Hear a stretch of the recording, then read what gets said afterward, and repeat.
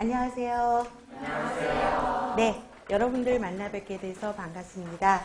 저는 대박열린고시학원에서 간호관리학 강의하고 있는 오정화입니다. 자, 여러분들이 지금 8급 간호직 공무원 시험 준비를 하고 계시는 거죠.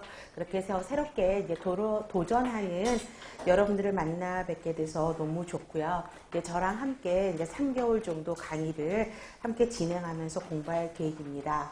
먼저 이제 전체적인 개론을 먼저 말씀을 드리자면, 우리가 국시에서도 여러분들 간호관리학 시험 보셨죠? 자, 국시하고 차이점이 뭐냐면, 국시에서 간호관리학은 35문제예요. 근데 우리 공무원에서는 몇 문제도 알고 계시죠? 네, 20문제죠. 20문제인데 여기에서 가장 큰 차이점은 뭐냐면, 국시에서 여러분들이 간호관리학 공부할 때 가장 힘든 부분이 어떤 부분이었어요? 간호사, 그쵸? 간호 역사죠. 그래서 세계사, 그 다음에 한국의 간호사, 그죠? 간호 역사죠. 간호사라고 하는 게 역사를 이야기하는 거죠. 근데 이 부분을 이제 가장 힘들게 공부를 하셨을 건데요. 공무원 공부하시는 분들이 이제 항상 저에게 질문을 하시는 게, 그러면 이 세계사, 한국사도 공부를 해야 되느냐라고 이야기를 하십니다. 그런데 공무원에서는 거의 나오지를 않습니다. 물론 최근에는 거의 나오지 않고요. 예전에, 그죠? 지방에서 제2의 나이팅게일의 외국 선교사 간호사는 누구냐, 이런 문제들은 나온 적은 있어요. 그런데 최근에 한 7, 8년 그 정도에는 간호 역사는 나오지는 않습니다. 그렇기 때문에 물론 이 내용들이 굉장히 단순하고요. 그냥 메모리만 하면 돼요. 내용은 엄청나게 많아요. 근데 그 시간에, 그쵸? 그냥 우리가 나오는 기본 간호관리학에서 이야기하고 있는 내용들을 또 공부하시는 게 맞을 것 같다는 생각이 들고요. 전체적인 목차를 보시면 우리가 간호관리 그러면은 이야기하는 게 기획, 그 다음에 조직, 인사, 지휘, 통제라고 이야기를 하죠. 근데 이 부분에서 거의 대부분의 문제가 두세 문제씩이 나오는 거를 볼 수 있습니다.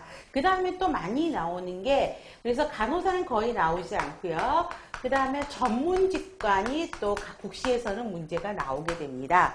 그런데 공무원에서는 전문직관은 따로 공부하실 필요는 없어요. 그래서 이 부분은 그렇게 신경을 안 쓰셔도 될 것 같고요.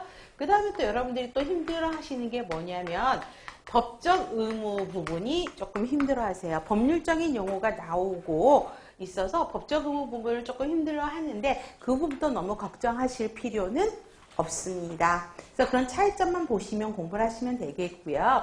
그 다음에 이제 시험 자세에 대해서 여러분들한테 이야기를 한다 그러면, 동기부여 몰입 정도가 가장 큰 거라고 생각이 들어요. 지금은 굉장히 100% 충전 다 돼서 오신 거잖아요. 근데 이 상태가 이제 시험 볼 때까지 지속됐으면 좋을 것 같고요. 그 다음에 여러분들 지금 서울시는 3과목이고 지방은 5과목이죠. 그래서 서울은 가장 어려운 과목이 생물, 그렇죠? 생물이 어렵고, 그래서 지역사회나 간호관리는 거의 만점을 맞으셔야지 훨씬 더 합격 당락에 가까우실 수 있고요. 지방은 5과목이잖아요. 그래서 골고루 공부를 하셔야 돼요. 가장 또 역사도 공부를 해야 되고, 영어도 공부를 해야 되고, 전공은 부수적으로 따라오는 과목이라고 생각하는데, 일단 기본으로 우리가 가지고 있어야 될 거는 전공에서 점수를 놓치면 안 된다. 그리고 또 물론 그때그때마다 그 해년도의 난이도에 따라서 어떨 때는 간호관리가 좀 어려울 때가 있고, 어떨 때는 지역사회가 더 어려울 때가 있고 하는데, 간호관리는 그래도 더 쉬워요, 지역사회보다. 그래서 간호관리학은 우리 목표를 정해야 되겠죠. 그래서 잘 본다라고 하는 거는 목표가 아니죠. 잘 본다가 아니라 어떻게 해야 된다? 100점을 맞은다라는 목표를 세우시고 준비를 하셨으면 좋겠고요. 그 다음에 아직은 시간이 굉장히 많죠. 그래서 지금부터 문제를 푸실 필요는 없습니다. 기본적인 이론 정립이 가장 중요해요.